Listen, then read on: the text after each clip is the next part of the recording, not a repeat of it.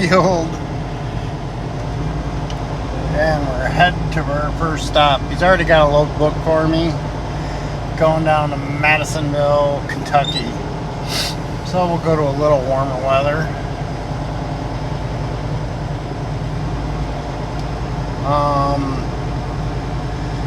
I told him if he has a choice between a load going to Chicago and a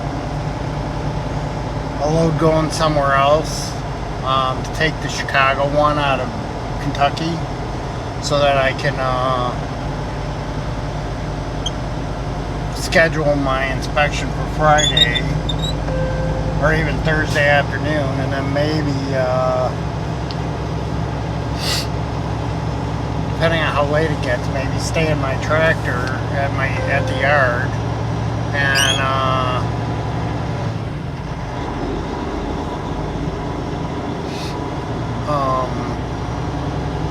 go to Thermo King on Friday, get this thing fixed, because I don't think it'll take, because that's the only issue. And I'm going to see if they can, if there's a way to change the program so I have more control of the fan. Once I get in, I wouldn't think it takes more than an hour or two. So I shouldn't be there for that long of a time.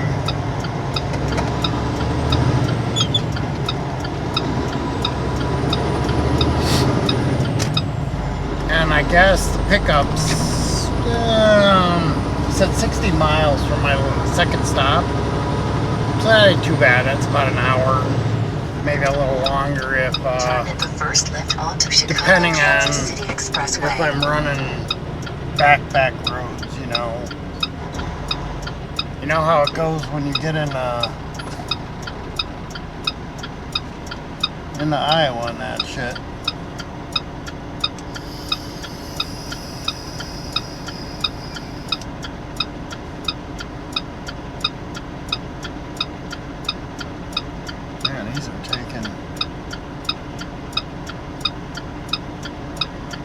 Forever.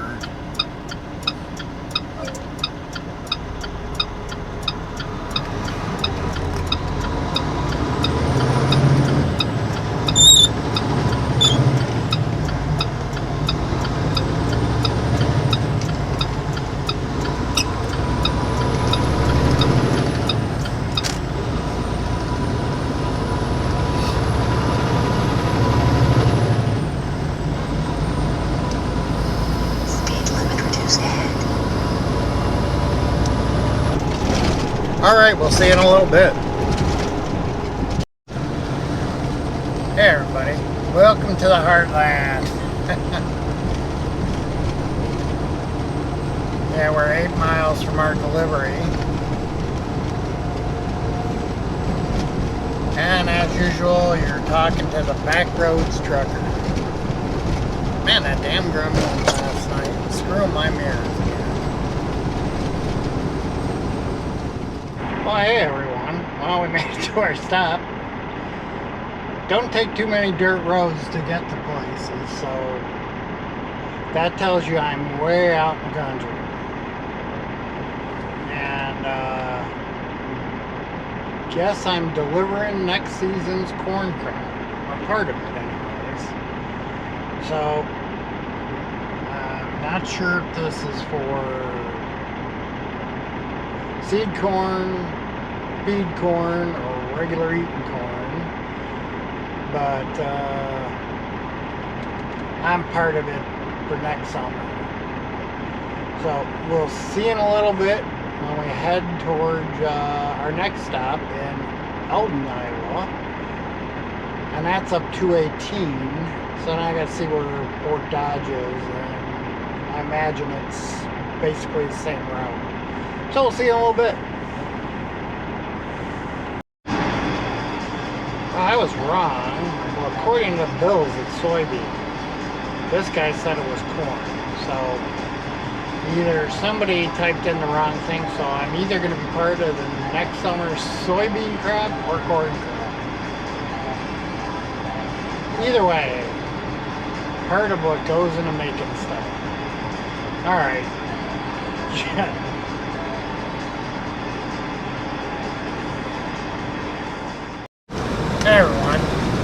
Now we're rolling to our next stop. And then after that we go make our pickup. And then head to Madisonville. Hey everyone. This is for a friend of mine who likes snow scenes. They did get a little bit up this way. It's funny, 20 miles or so south, nothing. And up here they got some.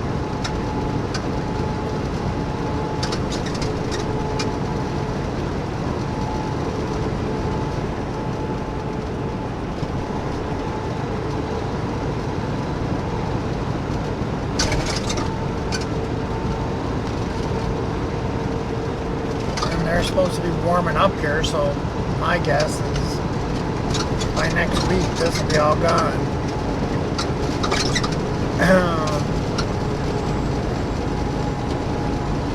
But the one thing is they aren't real good with plowing their shoulders.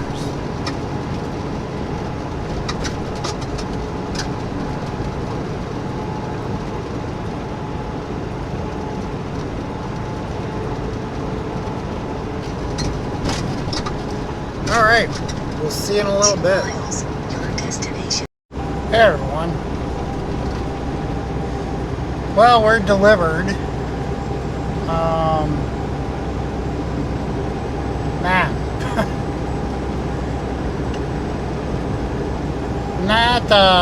It wasn't that it was tight. It's just, it's stupid. You kind of go around to the back of the building and then you go on the side street and back up to their dock. And then he goes, can you drop the air on your trailer? I told him, no, can't drop the air on my trailer. Don't have that style trailer. So I get talking to him, he goes, man, there's so many trucks that don't carry pallet jacks. Well, we don't do, probably only, what, 25% of the market actually uses, you know, does multi-stop deliveries that they would carry a pallet jack. He was all bent out of shape because I guess instead of cutting their dock out, you know, the ground out to make it a regular dock and, you know, keep it plowed, nah, it's just you back up on some stone and because they didn't really cut it out, it's got kind of a hump, and if you leave your tandem slid forward, you actually sit on the hump, and it keeps the trailer really high. And they have their own makeshift dock plate instead of putting, you know, a lot of people when they make their own dock plate for, you know, that kind of thing, they'll usually put rods down so that it can't slip back, and they usually tend to curve it so when the trailer's on the high side it'll go in. Not just a piece of metal, you know, instead of so I started looking at it, and for somebody that's been doing this 10 years, not a real bloody genius, because if he would have asked me ahead of time and I would have told him no, I can't drop it, all he had to do is tell me to slide my tandems back and it would have went over the hump and dropped the trailer down.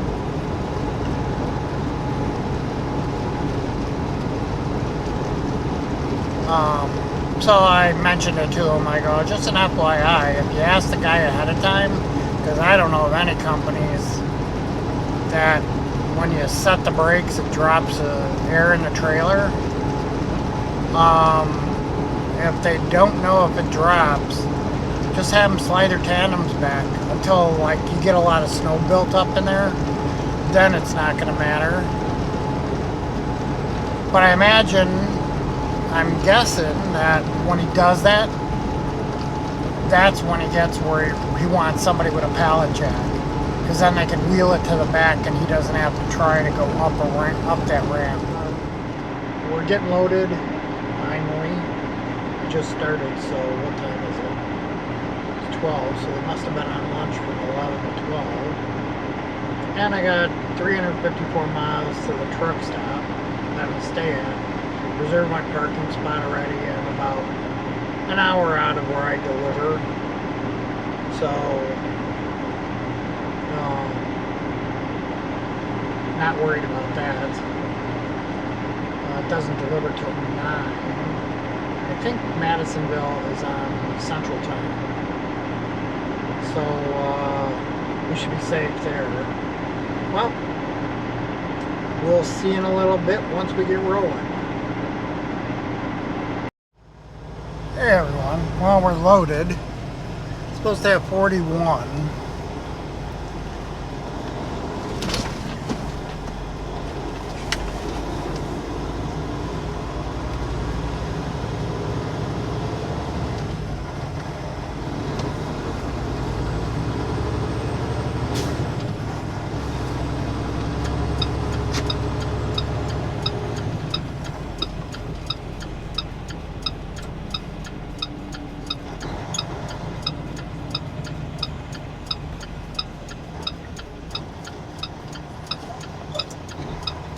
Might be a little nose heavy. I mean, I got it a couple notches inward. Only because the bulk is, you know, at least some of it is like in, you know, bundles. If you put them in the middle, then the weight will be equalized, and I should be pretty good. Bouncing a little bit. I'm betting I'm nose heavy because I'm half a mile. Turn at the first fairly stretched out.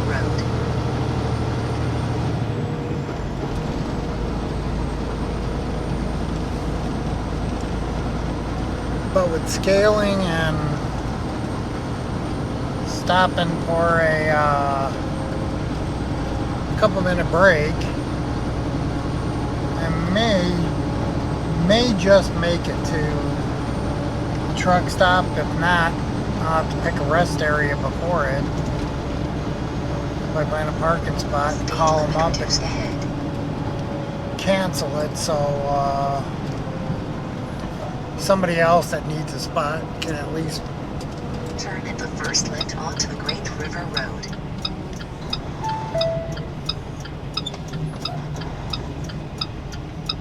You know, at least buy one.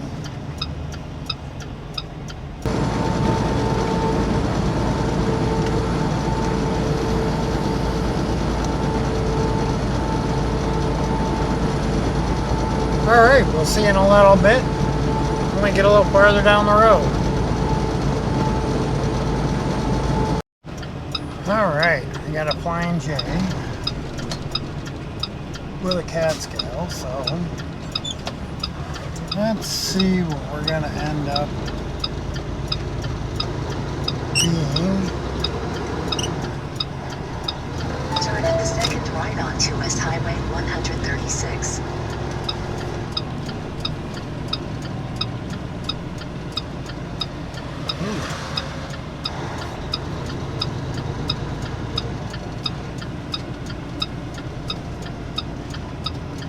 At the scale.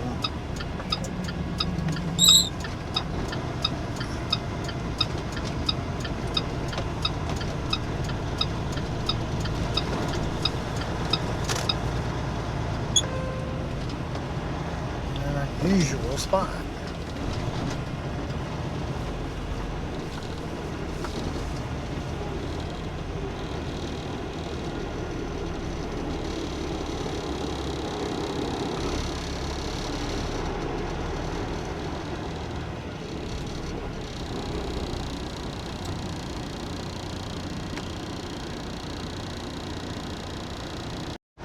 Well, I guess I wasn't.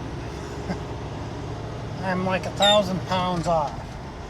I'm 1,000 pounds heavy on the trailer, so, well, heavier.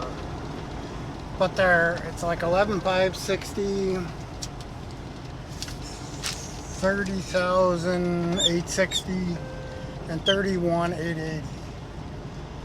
And to move it for one notch to put myself over bridge, because I'm probably right at it, not worth it. So I'm not going to worry about it.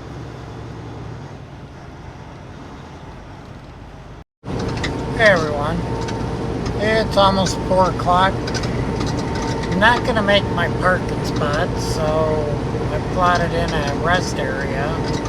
It's a little farther. I think I'm going to have a total of 136 miles once I go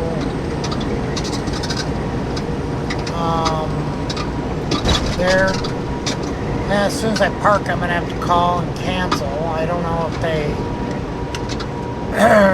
give you a credit or you're just SOL of the 15 bucks, but at least then it opens up the spot for somebody that may need it.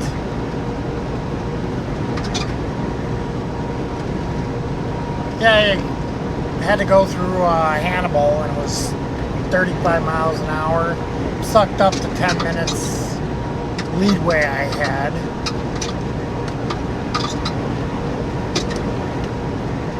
And I don't know what else I'm going to run into, so yeah, I stopped an hour and a half early. I just have to start out an hour and a half early. Still have to get fuel, so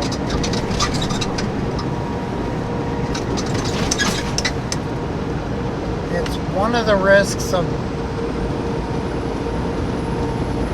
pre-planning, when you think you're getting one thing and now you find out you're getting something else.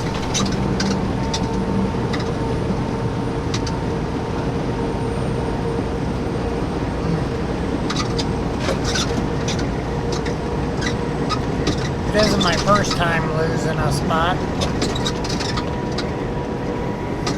It's only my second time, so, and I'm sure it'll happen again.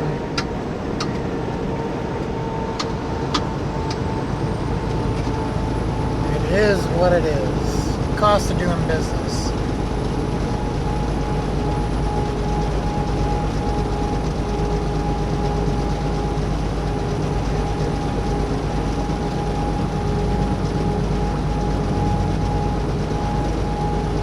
Cost of not having enough parking spots. Alright, we'll see you in a little bit.